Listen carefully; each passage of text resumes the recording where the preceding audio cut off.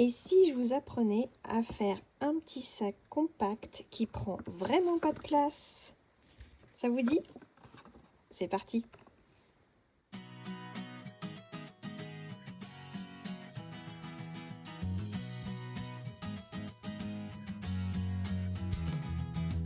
Hey, if you wanna play, make it about a place. It'll take creation, imagination. Try to draw outside the line. Let us see inside your mind. You'll find inspiration. All I'm saying is you can do it. Alors, je vais réaliser ce joli sac compact avec une collection de papier qui s'appelle Fleurs ensoleillées. Vous voyez, il y a tout un panel de papier. Et en l'occurrence, moi, je vais utiliser cette feuille-là. Je vous montre quand même le recto de chacune des feuilles. C'est parti. Parce que vous allez voir, c'est vraiment un papier qui est très beau. Moi, clairement, il m'inspire totalement. Donc, on va utiliser aujourd'hui ce papier design là parce que je le trouve absolument charmant et que mon modèle était jaune et je voudrais qu'il soit un petit peu plus bleu pour que ça soit plus masculin. Ce papier, vous le retrouvez sur la boutique en ligne, c'est la référence 164 700. Vous aurez besoin de ce papier design ou d'un autre et il vous faudra un papier uni. Là, je vais utiliser le papier piscine parti qui va aller parfaitement se coordonner avec le fond de mes petites fleurs. Je vais commencer par couper mon papier design. Pour la longueur totale du sac, il me faut un morceau qui mesure 30 cm. Mon papier design actuellement fait 30,5 mais je vais bien le réduire à 30 cm. Et ensuite, je prendrai seulement 15 cm de large.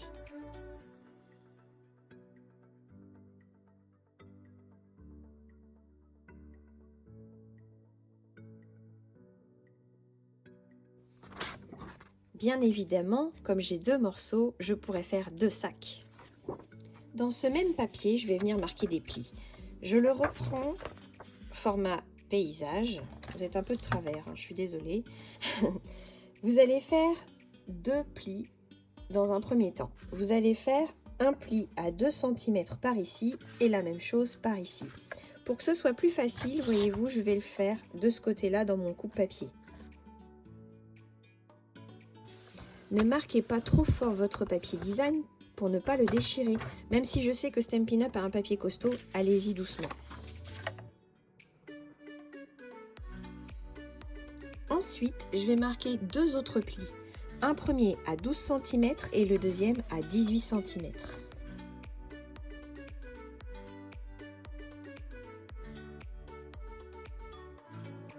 Et voilà, je vais marquer tous ces plis. Ici, j'ai un creux. Par là, j'ai un bourrelet. Tous les plis seront marqués du côté du bourrelet.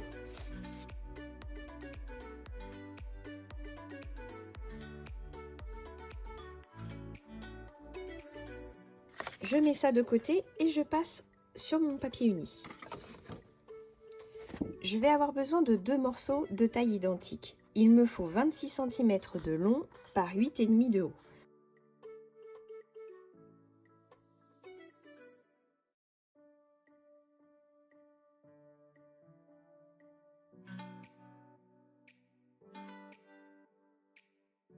Je vais venir faire la même chose sur les deux morceaux.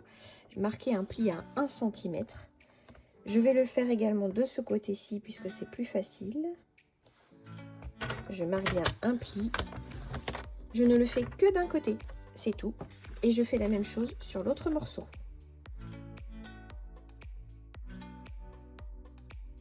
Il va falloir faire un petit peu de repère au crayon à papier sur ces morceaux. Je fais bien attention, là je mets ma petite bande de pliage de 1 cm bien en haut.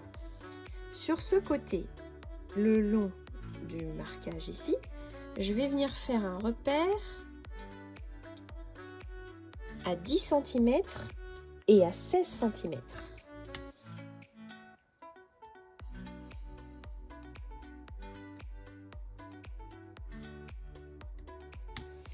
De l'autre côté, en bas, ce que j'appellerai le bas, je vais faire un repère à 12 cm et à 14 cm.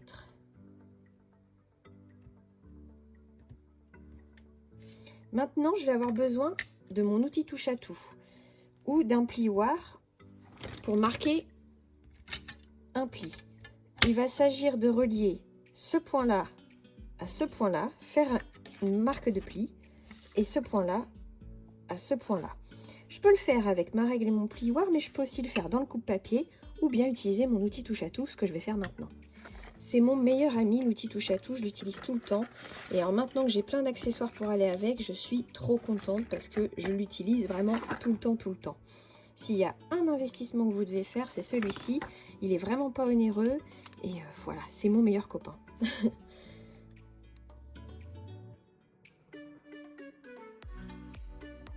J'utilise la petite boule comme ça pour marquer mon pli.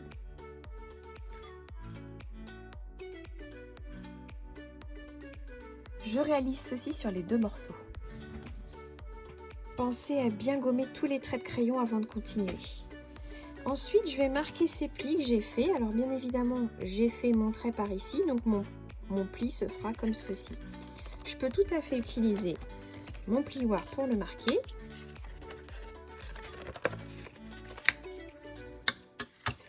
Ici, vous constatez que si je ne fais rien, ça va mal se passer. Donc, je prends un ciseau et je viens tout simplement faire une petite ouverture, toute petite. C'est pas la peine de faire quelque chose de grand.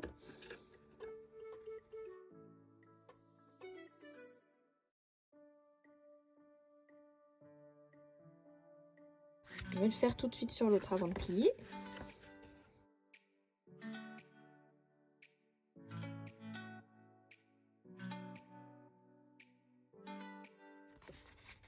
Et je marque mon pli.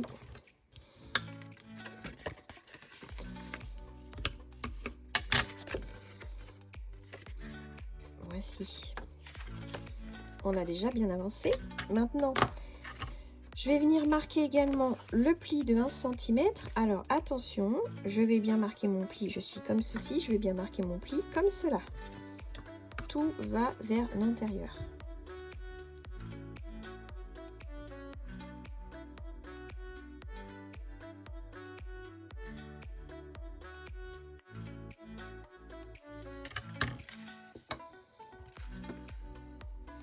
La petite étape suivante est un peu particulière. Il va falloir que pour que mon système fonctionne bien, faire quelque chose d'un petit peu délicat. Vous avez ici votre point.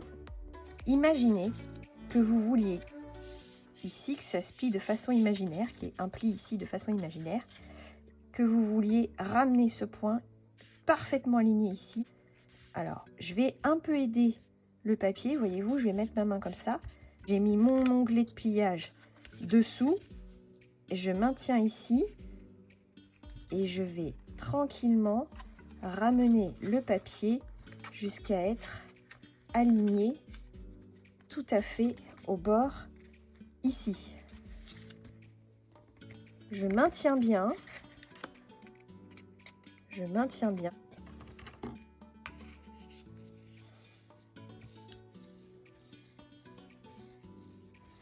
Vous voyez comment je fais?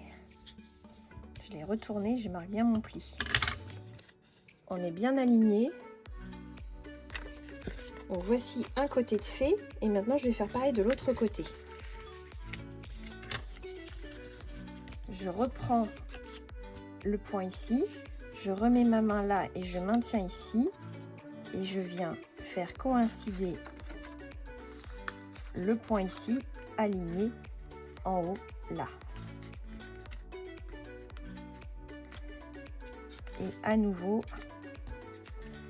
je vais marquer le pli avec mon plioir. Tenez bien surtout quand vous retournez, hein, pour pas lâcher le système, pour que ça se mette bien. Voilà. J'ai fait sur un, je vais faire sur l'autre la même chose.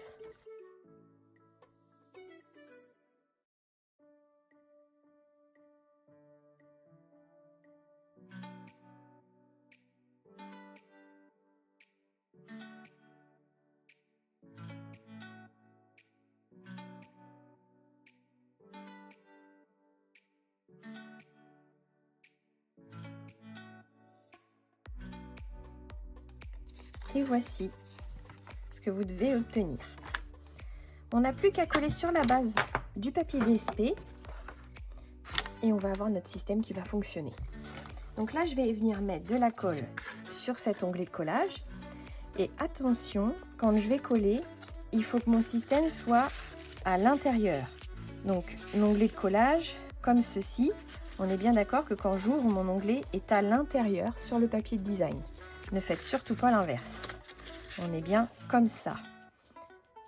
Et on fait ici, et on fera pareil de l'autre côté, comme ceci. On peut coller ça directement.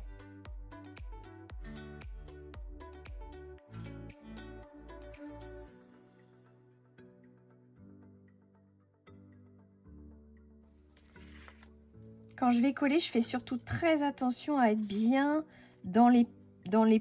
entre les plis à droite et à gauche. Faut faire très attention à ça.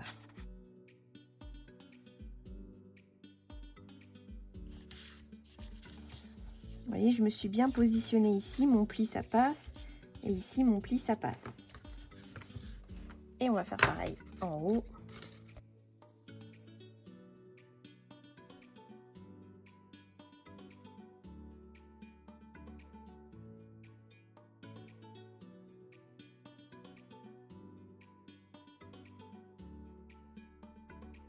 Et là maintenant, je vais venir mettre de la colle ici.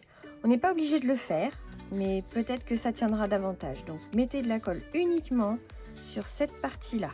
Elle va venir comme ça, définitivement adhérer ici. N'en mettez pas trop.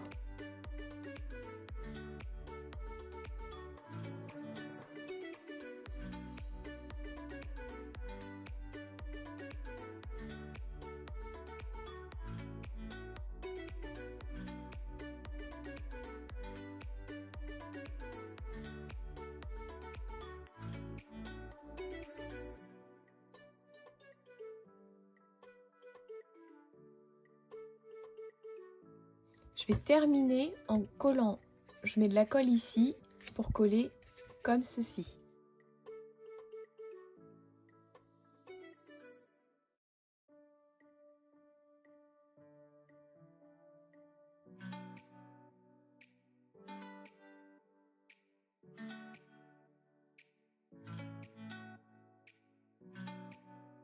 Bon, allez, j'ai pas pu résister, je l'ai fait avant, mais regardez, ça fonctionne.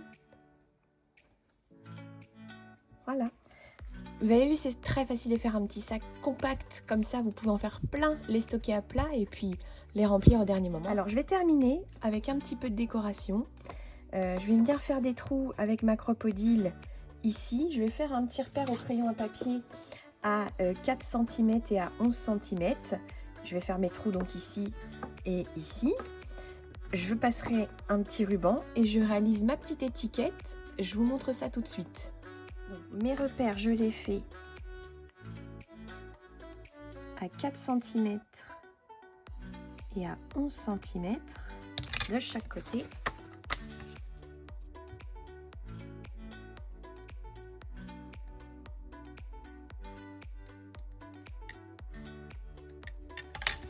Et ensuite, avec ma crocodile, comme j'ai ma crocodile, j'avoue, je résiste pas à l'envie de mettre un petit œillet, donc je me mets un œillet doré dans chaque petit trou que j'ai fait pour finir le projet, que ça soit vraiment très joli, parce que le but c'est que ce soit un petit sac absolument charmant. Vous trouvez pas que ça finit tout quand même? Voilà. Je voulais vous montrer aussi pourquoi j'avais fait les petites fentes qu'on a fait au début, parce que vous voyez, quand ça se plie, ça permet quand même que ça se passe bien, que ça tire pas sur le papier quand ça se plie. Voilà, et en fait je trouve que c'est pas visible non plus énormément, donc je trouve que c'est pas mal de le faire. Donc pour faire la petite étiquette, je vais utiliser les poinçons forme à la mode et le set de tampons Comptine Enfantine pour utiliser surtout ce petit message Joyeuse Pâques que je vais embosser en doré sur une petite étiquette bleue. Pour faire de l'embossage, il me faut avant tout une encre spéciale qui s'appelle la Versamark. C'est une encre qui va avoir le pouvoir d'être collante. Et en fait, le principe, c'est de venir coller de la poudre sur laquelle on va venir chauffer et qui va du coup gonfler sous l'effet de la chaleur. Je vais avoir besoin donc d'une chute de papier, naturellement. Je prends dans mon papier bleu.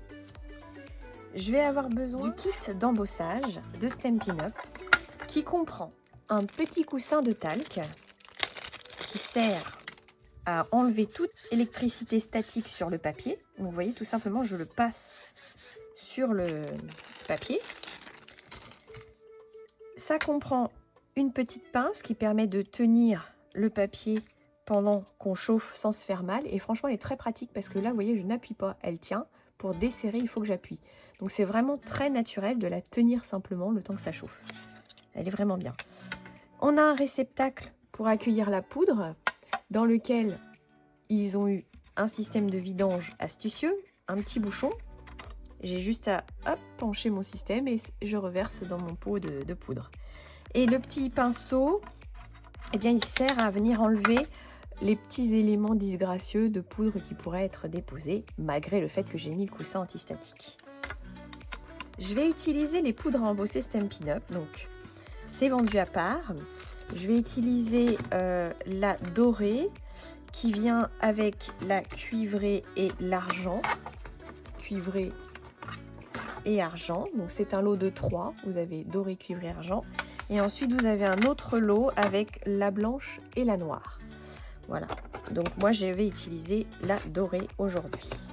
Vraiment, les poudres Stampin' Up, elles sont de très bonne qualité. C'est vraiment avec elles que j'ai un meilleur rendu, vous allez voir tout de suite. Bien évidemment, il vous faut un pistolet chauffant pour chauffer la poudre. J'ai oublié de vous dire, il vous faut un bloc pour pouvoir tamponner. Là, j'utilise le bloc C, il est parfait. Les blocs Stampin' Up sont très bien parce que vous pouvez mettre vos doigts, vous les tenez bien en main, ils sont vraiment très pratiques. Allez, c'est parti.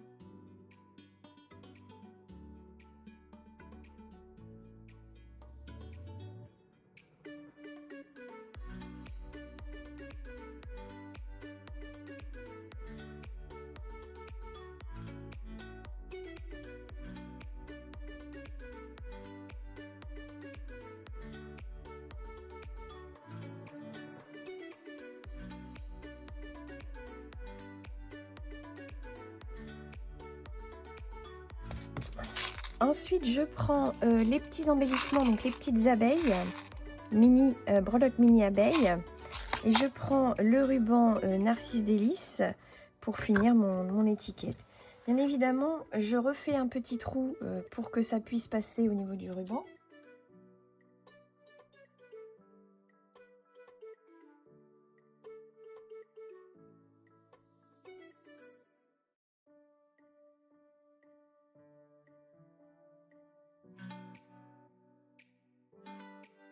Pour coller la mini abeille, je vais mettre un mini point de colle. Donc vous voyez, j'ai fait l'embossage sur mon étiquette, c'est très beau comme ça. J'ai collé ma petite abeille, mon nœud est fait avec le ruban Narcisse Délices et ma petite boîte ferme parfaitement. Voilà. Donc ça c'était la version bleue et je vous refais voir la version jaune au départ. Donc forcément j'ai enlevé le ruban parce que j'ai pris le même. Mais la version jaune, hop, elle avait sa petite étiquette, j'ai mis la petite abeille. Mais voilà, donc ça c'est 2 petits sacs compacts, hyper facile à faire, hyper rapide. J'espère que ça vous a plu. En tout cas, n'hésitez pas à mettre des petits pouces en l'air sur la vidéo, à vous abonner si vous aimez mes tutos. Et je vous dis à très bientôt. Donc moi c'est Marie Duval, Marie crée du scrap sur les réseaux sociaux. Vous me retrouvez sur YouTube, sur Facebook, sur Instagram, sur TikTok. Et bien évidemment, je vends les produits de la marque Stampin' Up, donc n'hésitez pas à me contacter si vous avez des questions, si vous souhaitez recevoir le catalogue. Je suis là et je vous dis à très vite pour un nouveau tutoriel. À bientôt!